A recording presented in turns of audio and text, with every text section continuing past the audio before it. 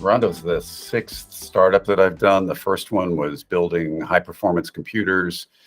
I built a semiconductor startup. I built an engineering company. But in 2005, I started working on what is it that I could do or that we could do as a group that could cause really large amounts of private capital to flow into transforming our energy infrastructure, because arguably it is the most important thing that everybody in the world ought to be working on right now. What we do right now has a huge impact on our children, our grandchildren, their grandchildren, and we have the tools. We have technologies that can go to scale. In 2005, I wound up putting together a solar company that rapidly went to scale, was bought by a French energy company. I briefly was a VC looking at carbon removal technologies, but I was skeptical, and I still am, that we're going to see huge amounts of private capital flowing into those technologies soon enough, and they all represent a permanent burden on our children and our grandchildren. That is, permanent world where cost of doing business is higher because we're paying to remove carbon. And there are these technologies that are cheaper than business as usual. In 2009, I was part of the founding team of another solar company that was focused on, again, how do we get big private capital? And we focused on industrial heat. I didn't know it back then, but industrial energy is the world's largest portion of energy use, and industrial heat alone is about a quarter of all the world's use of energy, whether making steel or cement or baby food, and about a quarter of all world CO2 emissions. And it's a sector that people hadn't previously found ways to tackle, because unlike stuff in transportation or electricity, where we've had a lot of government policy, a lot of early actors, this is a sector where energy prices are a huge portion of the cost of a ton of cement or a ton of steel. It's very difficult to create policies that won't disrupt the economy, and it's got to be cheap. That company I put together with colleagues in 2009, we delivered more than half of all the solar industrial heat that's running worldwide right now. And that was using concentrating solar, mirrors and targets. During that whole time, we were looking over our shoulder at, like, what are the wind guys doing? What are the solar PV guys doing? Where are their costs of energy going? And the answer was they came down by 90% in a decade. And basically, we recognized, putting Rondo together, that we're entering this era where intermittent wind and solar electricity are cheaper than any form of energy that humans have ever known. They got this problem: they're intermittent. If we want to use them to power steel mills or factories that make baby food or any industrial process, we've got to have an energy storage system that can convert it to continuous heat. And we'd been working on that problem, for some of us, for 15 years previously, because we'd been building these solar systems that also needed heat storage. So clean sheet of paper, okay, what are the possibilities? And I think, as you know, if you've seen some stuff about Rondo, we had a breakthrough that let us do something boring. That is, we found a way to reuse two technologies that have been in use for more than 100 years. The same heaters that are in your toaster and the same bricks that every steel mill uses for heat storage, and put them together in this new way and go after solving that problem fast and at scale. Interesting how some of these old technologies become new again once we look at them, right? Yeah. Do you feel like there's enough investment at this point where you're starting to see the trend go in the right direction with some of these, like you said, wind, solar, water, that type of thing? I mean, there's a lot of news right now of new investment. Do you think it's sufficient? Do you think it's going to get to be sufficient? Like, where would you say it's at right now? That's a great multi-part question. For sure, it's necessary. For sure, what we're doing right now is not sufficient, right? For sure, you know, we're not on a wartime footing. We are acting as if we've got plenty of time when we don't, right? Fundamentally, every look at what's the rate at which the world is building renewables, what's the rate at which we're transforming all parts of the energy system, we need to kick it up by about a factor of 4 to have a shot at, avoiding the catastrophic outcomes that have been the bad scenarios. We're already headed for bad. The question is how bad. And on the other hand, kicking it up by a factor of 4, there's nothing actually stopping us from doing that. There are a ton of obstacles, everything from permitting, how we build electricity transmission, all kinds of things. Every single one of those is solvable. Where there's a will, there's a way. The thing that we're doing at Rondo is eliminating this one of those fundamental obstacles for an entirely new area of renewable energy. As I mentioned, industrial heat is this giant thing. Today, the world has about 1,000 gigawatts of wind in the world. It's about 1,000 gigawatts of solar. Repowering industrial heat that's in use right now, the coal, oil, and natural gas, it's about 9,000 gigawatts that we need to build. Now, we're not going to do it all at once, and we're not going to do any of it unless it's cheaper than fuels today. And the great news is that around the world, from the Middle East to Europe to all kinds of places, the United States, South Africa, Australia, intermittent wind and solar are now cheaper than just burning fuel. So if a storage technology existed that could meet cost, safety, temperature, efficiency, we could start building giant projects that repower our factories and refineries and mines, not need to connect those projects to the electricity grid because they're serving a local energy use. And we could go a lot faster. And that's what Rondo is about, is if you want to go fast, what you're doing sort of kind of better be boring. You better not need 10 years to prove the durability of your battery chemistry or something, right? If you want to start spending billions and tens and hundreds of billions, you better be sure you're on firm footing, and using 200-year-old materials really helps that. Yeah. Sorry, that's a long answer to your question. No. It's no, we're not going fast enough. Yes, we can go fast enough. Yeah. And there is absolutely intention and renewed intention on that front, right? What's happening in Europe has made it clear that domestic renewable energy is not just climate security, it's domestic energy security and economic security. So some of the barriers they're working on removing them. Last year in Sweden, only 22% of the wind farms that were proposed were permitted. Last week, the EU passed new legislation to expedite renewable energy permitting. All right, there's a series of barriers like that. As again, if we focus on it, these are things that we absolutely can accomplish.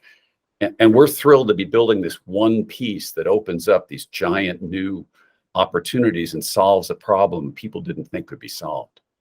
Yeah.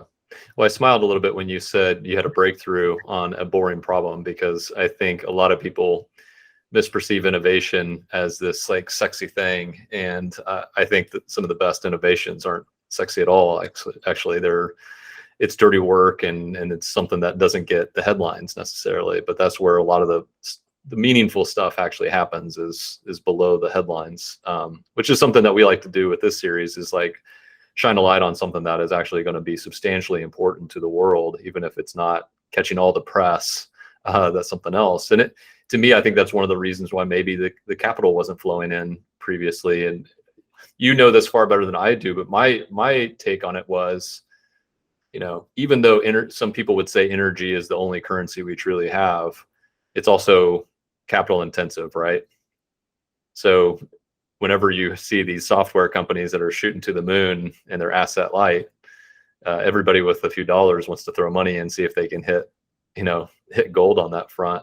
But then here you have this real problem that needs investment, that I would guess is maybe not as risky, but it's definitely going to be capital intensive. And it was starved for capital, and only now is it starting to kind of roll around. That's my take on it, but I haven't talked to people as informed as you on if they agree with that, or if maybe you have a more nuanced view on it than I do. Well, I have to agree with everything you just said in that, but look, there are different kinds of capital that are seeking different kinds of return. Sure. And yeah, the wonderful thing about renewable energy is, we build a solar farm, it's financed on a 20-year return, and these days they last for 40 years. We're creating kind of permanent energy wealth for our descendants by building that infrastructure. Just like the folks who built the interstate highway system in the 1960s, left us enormous gifts that transformed our society. What we're doing in building renewable energy infrastructure is solving this giant problem and creating permanent economic growth and wealth. But those are long-term returns. Those are not, those are things that deliver economic returns over decades, not over months. So it's a different class of investment. And one of the matters is, as I said earlier, that the decisions about infrastructure get made slowly. They don't generally happen overnight. And there has been progress in the cost of renewable energy at a rate that we just never, you don't see costs building buildings or steel mills or other infrastructure. They don't come down, right? And people are used to looking at, you do a study and you look at it for 3 years and you decide to do the investment or not. Wind and solar, the fundamental cost of energy has come down substantially since you did that study. And it can kind of take time for investors to recognize like where we are right now. Now, it is true, facing electricity grids, facing EV infrastructure, there are investors who are saying, we're going to focus on this. We're going to know about this. There's not a lot of that yet in this industrial heat sector. And that's partly because, again, unless it was cheaper, there wasn't really a financial incentive. There wasn't a market for people to invest in. And everything I'm talking about 5 years ago is stupid. Like electricity was way too expensive. And it's just recently that we've entered this era. And so it'll take time for some of the market to catch up. But one of the matters that it's boring. You buy an electric car, everybody sees it, right? But a single refinery project that we're working on in one of the European countries, a single project saves twice as much CO2 as all the electric cars in the country. Just repowering the furnaces and boilers that are here in the state of California, where I'm speaking to you from, 5 times more CO2 than all the electric cars in the United States. But again, have you ever visited one of the boilers or the furnaces at a steel mill that made the steel in your microphone or that? No. That's kind of the challenge. It's not really, it's invisible in understanding, but we actually right now, we do finally have tools that'll make it profitable to drive this transition. And we need to put this sector on the same kind of footing, because again, if one refinery project accomplishes twice as much CO2 reduction as all the electric cars in the country, focus on a few of those. You can put a lot of points on the scoreboard quickly and do it profitably. So we're kind of impatient here. Yeah, I mean, that's good. We want a person in your space, we want to have a little level of impatience. That's probably a good thing. John, there's some people listening in who probably don't know what the term heat battery means. How do you explain Rondo to people? Maybe if you're talking to somebody who's outside the industry, how would you explain Rondo to them? Yeah, okay. Well, so you got a factory making baby food. How does it work, right? There are big steam boilers that distribute steam all around the factory that get used in the cookers and the sterilizers and everything, right? And that steam is 90% of all the energy that's used by that factory, right? That in a cement plant, it's hot air, whatever. But so a Rondo unit The Rondo heat battery is designed to directly replace that boiler without touching the factory, without doing anything else. But instead of sitting there burning fossil fuel to boil the water, all right, we're going to use electricity. Now, you could go out and buy an electric boiler, and there are a ton of those, and they're great. But, you know, electricity everywhere is more expensive than the fuel it's made from, because power stations they can only deliver at most about half the energy that was in the fuel as electricity. But you can have intermittent electricity now from a wind farm or a solar farm at way below the cost of burning natural gas in that boiler. Your problem is you need heat all the time. You can't just have heat, you know, when the sun is shining and the wind is blowing. And a heat battery, it does that. That is, a heat battery captures electricity when it's available and then delivers heat continuously in exactly the way that the factory needs it. And there are a lot of ways of doing that. In fact, the CEO of one of the big solar developers recently said this is an emerging, inevitable trillion-dollar market. We agree. There are a lot of people using things like rocks or sand or liquid, salt, other things. Again, in our case, the heat battery that we're building is based on heat storage units that are in use at every blast furnace in the world using a particular kind of brick. You're in Missouri, not too far from you. Most of the steel mill brick in the country came from quarries right near you. Particular kind of clay, you throw it in a kiln, boom, you have this kind of brick. Bricks are made from dirt. And it's a great material if you want millions and billions of tons of it. It's made everywhere on Earth. There aren't any critical limits. And by heating it to about 1,200 to 1,500 degrees C, 3,000 degrees Fahrenheit, stores a lot of energy. You heat it up, it's glowing bright yellow. It's storing actually as much per pound as a Tesla battery pack, while costing about 3% as much. That's what we're doing. We're building heat batteries that use the same heating element materials that are in your toaster or your hair dryer, the same brick materials that are in use at industrial scale, and doing that, back to the beginning, to run a simple, boring boiler that's powering the factory or the refinery from intermittent power. So people talk about electrify everything is the answer to decarbonizing. That's true, but how we electrify is the challenge, right? If we are putting out a lot of stuff that needs continuous electric power, it means we have to build a lot more power stations. We got a lot of challenges. This new class where, no, this thing is only taking power when the wind is blowing. It's actually an asset in the grid. It's not a load in the grid. And one of the guys at one of the management firm and consulting firms says, this is a new tool in the toolbox. Your biggest problem is for people to know that this tool exists. So He's right. Thank you for talking to me about it. That's what we're here for. You're part of the solution. That's our piece in this. We're not smart enough to do the innovation, but we know how people think enough to know that someone's going to have to be the messenger for this type of stuff.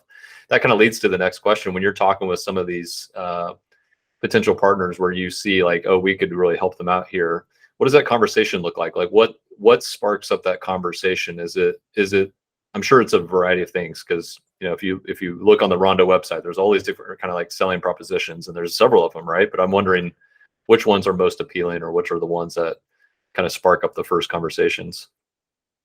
Thank you. It's a great question, and the answer varies a little bit regionally and by industry. I've been working in this field a long time on zero carbon industrial energy, and even just from 5 years ago, there is a different level of, we need to do this now.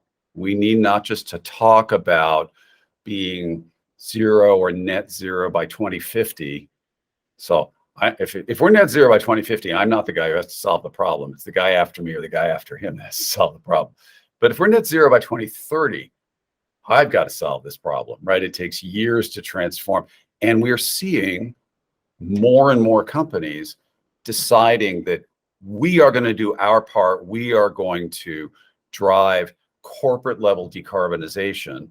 And again, for industrials, the vast majority of their actual emissions is the fuel they use to drive their processes. And the fact, so there are a ton of folks who are actively looking for solutions. And this new class using intermittent electricity and storing it at high efficiency cheaply, again, it's an emerging thing. And we're having different conversations today with those folks than I ever had over the previous 15 years. Now, that's also partly because what Rondo's doing is boring. It's a really simple drop in. And so some of those conversations are driven by, we have decided we will do this. How? This is the most attractive option. Others, and I'm going to mention Europe in particular, look, there are existential challenges right now about fossil fuel energy supply. And, Europe is struggling with, okay, how fast do we build new import facilities for natural gas? How fast can we transform off natural gas? And as I said earlier, domestic renewable energy is national security. There's a new level of understanding, and we are a critical enabler. Industrial heat is the single largest portion of natural gas use in Europe and the UK. Again, it's kind of invisible, but residential, commercial, whatever, it's the single largest piece. And okay, here's a new tool to help with accelerating the transformation of that piece. So in a lot of the businesses that we're going after, how often do people change their steel mill, their cement plant, it's usually a very slow cycle. These facilities last for decades. But from my standpoint, the good news is, no, people are out there looking for solutions. And we've tried to make what we're doing, when I say boring, drop into their existing facility rather than requiring them to adopt some new manufacturing process or change out all the equipment. And it turns out there's a big portion of the problem that we can contribute to doing exactly that. Just change the fuel instead of buying gas or oil, now you're buying intermittent electricity. And look, the great thing on that side, wind and solar development in the United States have been slowing down because of grid congestion. That's true kind of everywhere in the world.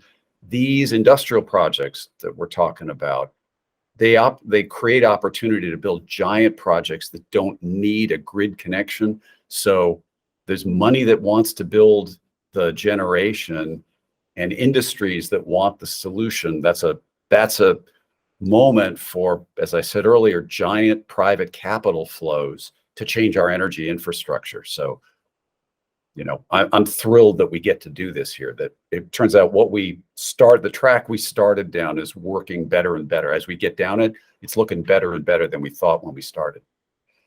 You mentioned one of the investors who said the main problem here is just the marketing and making sure people know about it. Are there what would you say is probably one of the more, the bigger obstacles to overcome, or maybe the frustration of like, we got to get past this so we can kind of, keep going down this path? Is it lack of capital? Is it lack of awareness? Is it the messaging? Is it lack of sort of resources and labor to put everything in place? Is it lack of support from,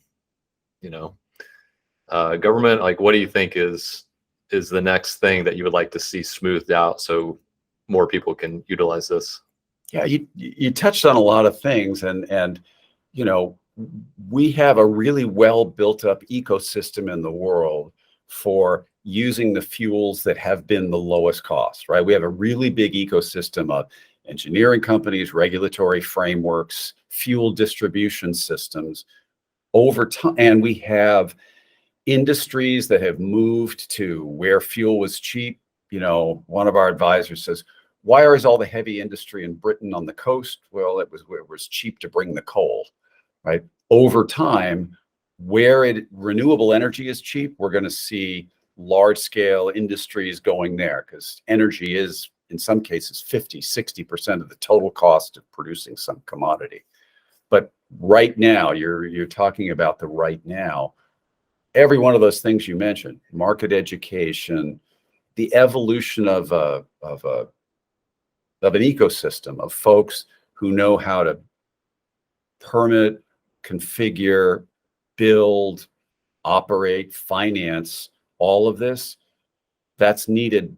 But it's, there are pieces of all that exist right now, right? And that we're saying, look, the stuff that we're doing with wind and solar power today, yay, here's an opportunity to go faster. Let's figure out how we go faster.